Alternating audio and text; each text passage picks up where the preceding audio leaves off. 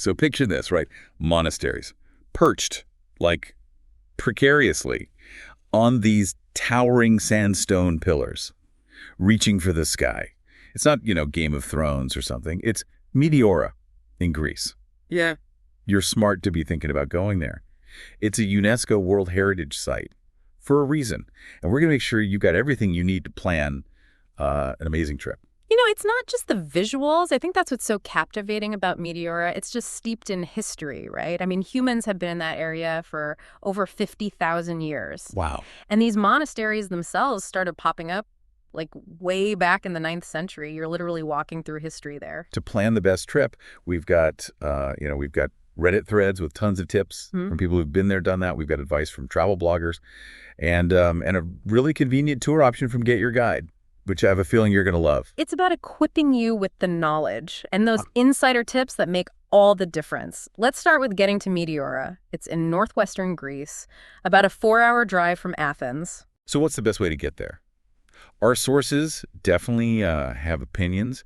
It comes down to kind of what your priorities are. A lot of people, they swear by the train, especially for day trips. There's a direct route from Athens, and the train ride itself is supposed to be like incredibly scenic. Just picture, gazing out the window at the Greek countryside, that anticipation building as you get closer to those rock formations. Okay, the train sounds great, but what about those who want to explore at their own pace? Check out maybe hidden viewpoints. Wouldn't a rental car offer more flexibility? Yeah, for sure. A rental car would give you that freedom. Stop wherever you want, explore those winding roads, find hidden gems. But parking at monasteries can be tough, especially during peak season. So you might end up parking further away and hiking in, which eats into your time. Makes sense. What about organized tours? Are those worth it? Absolutely, especially if you're all about minimizing the stress and just want to soak it all in. They handle everything, the transportation, those entry fees. You get a guide who knows their stuff, sometimes even meals. And that's where Get Your Guide comes in. Yeah. They have this 2-day tour. I think it's perfect. We'll put a link in the episode description for sure. It covers transportation, accommodation, visits to all 6 monasteries. No logistics stress, just pure Meteora enjoyment. It takes all the guesswork out. And for those who want that ultra flexibility, there's always private drivers. It's, the most expensive option. But you can customize everything. So many choices. Sounds like there's an option for every kind of traveler. But think about what matters most to you. Time, budget, and how much freedom you want on your trip. Exactly. Now, how much time do you actually need to experience Meteora? Is a day trip enough? Or should you think about staying overnight? Well, a day trip, doable. Yeah. Be ready for a long day, though. We're talking 14 hours total, 4 hours on the train each way. That leaves you with about 6 hours to explore the monasteries themselves. You don't want to feel rushed in a place like Meteora. There's so much to see, to absorb. That's why a lot of sources really recommend an overnight trip. Gives you the chance to see those sunsets and sunrises over Meteora. Apparently, they're magical. You can hike between the monasteries, really connect with the nature, visit multiple monasteries without feeling like you're on a tight schedule.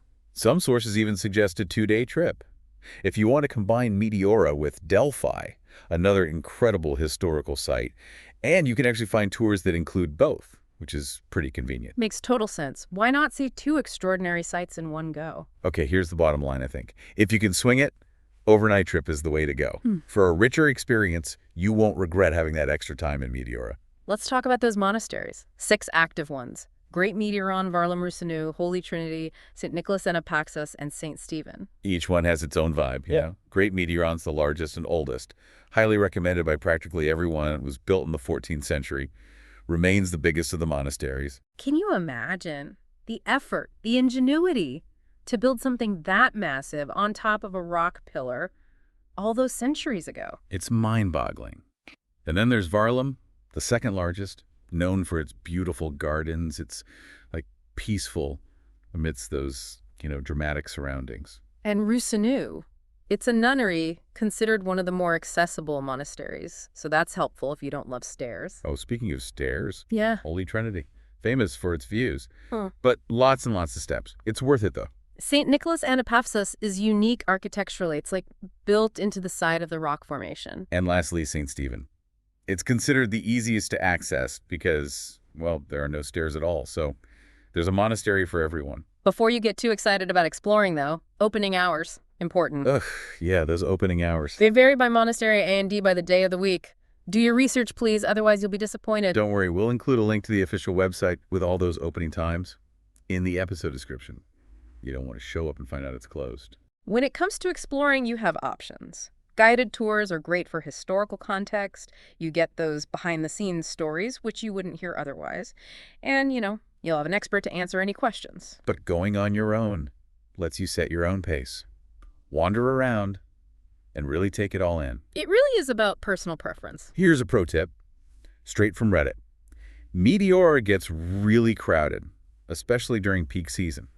If you want to kind of avoid all those tourists and experience it in a more serene way, try going early in the morning. Yeah, that's when you'll have those monasteries to yourself. Plus, the light for photos is amazing then. So prioritize the monasteries you want to see, map out a rough route, double-check those opening hours. Now, before you even pack your bags, some things you need to know about Meteora, especially when it comes to, respect and etiquette. You are visiting a sacred and historical site. Very important. One of the most important things is the dress code. Taken seriously there. Shoulders and knees, got to be covered. For both men and women.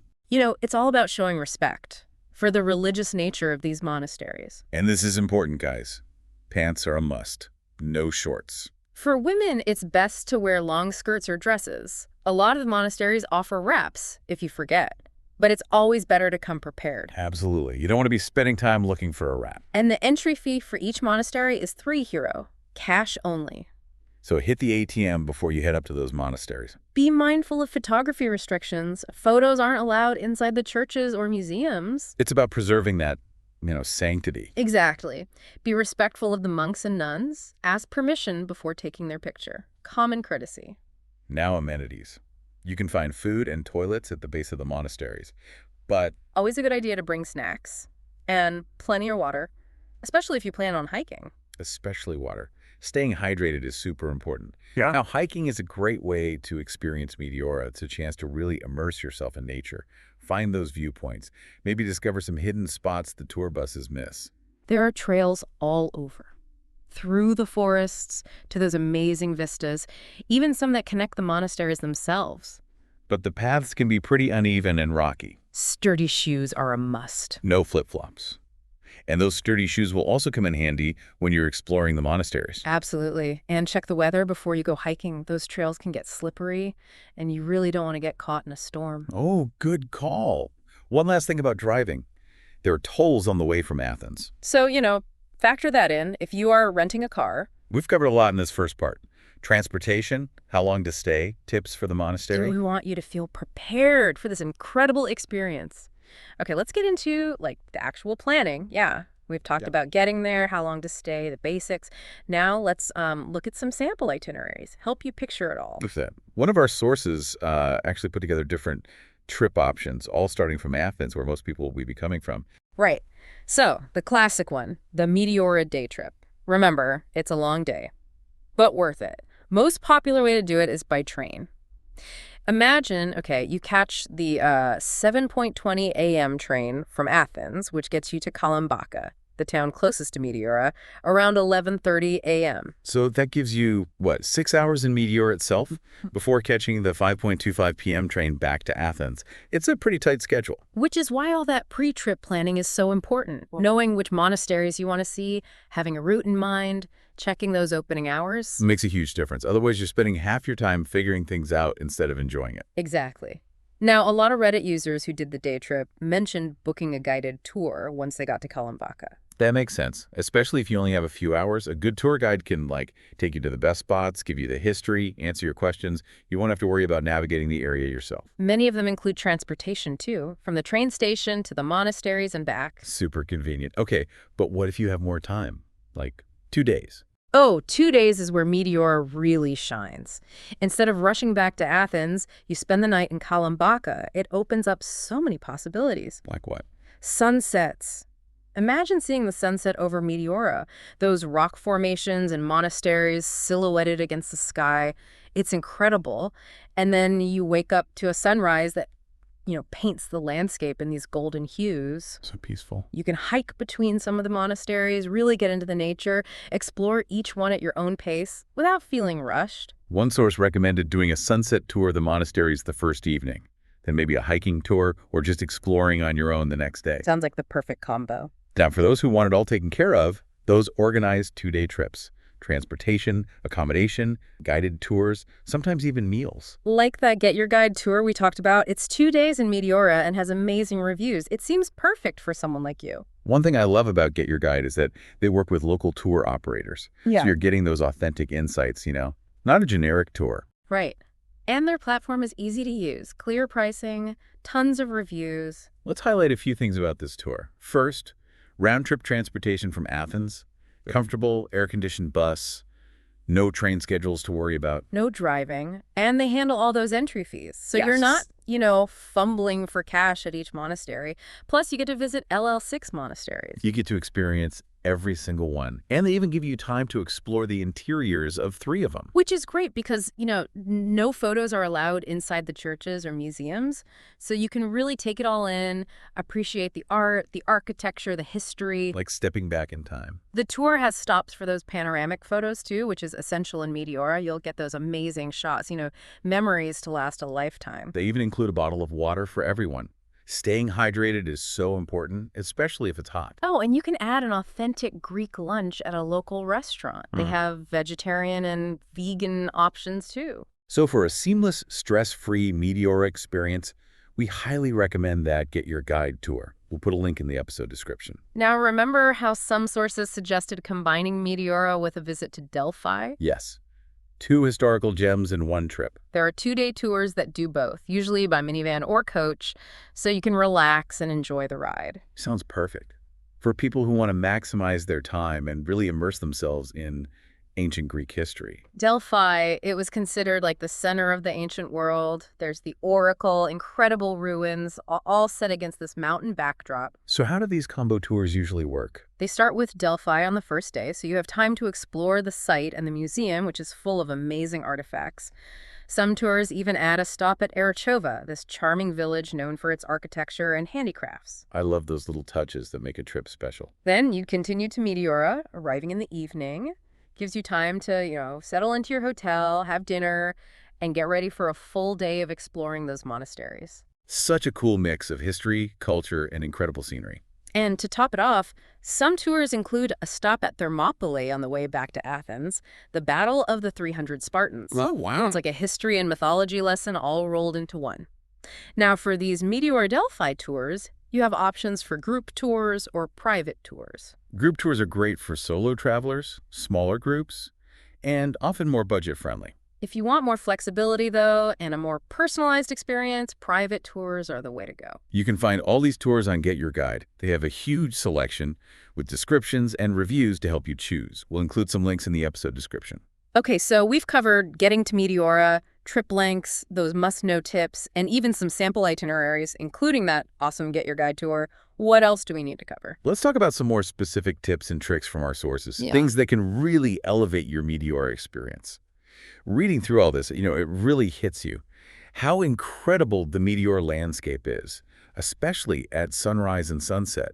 Like, it was made for those golden hour photos. Oh, absolutely. The light hitting those rock formations, the monasteries, it's otherworldly. Our sources can't stop talking about it. Even if you're not a photographer, it's the kind of thing that stays with you. For sure.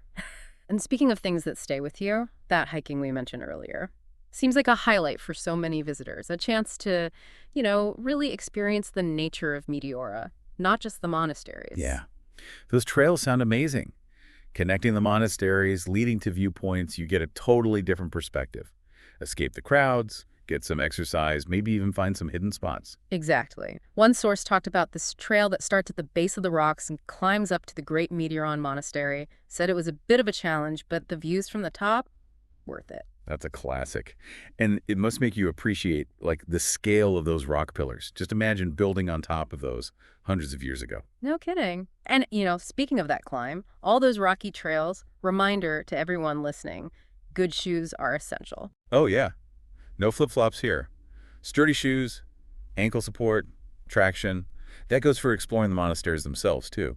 Lots of stairs, uneven surfaces. Right. And it's not just footwear. Check the weather before you hit those trails. Can get slippery after rain. You do not want to be stuck in a storm up there. Definitely not. And pack some water, snacks. Not a lot of facilities once you're out there. Good call. Now, for the really adventurous types, there are companies that do, like rock climbing and rappelling in Meteora. Now, that's something I'd love to try. Talk about an adrenaline rush. Imagine the stories. Oh, I just spent the afternoon climbing a rock pillar in Meteora. Exactly. Okay, before we finish up this deep dive, let's talk practical stuff. Budget.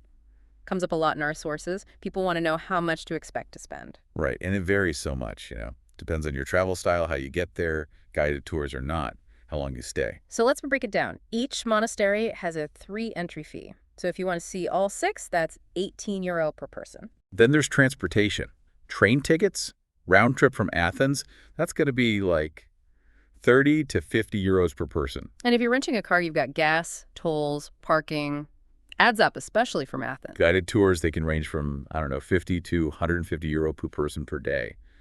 Depends on the company, what's included.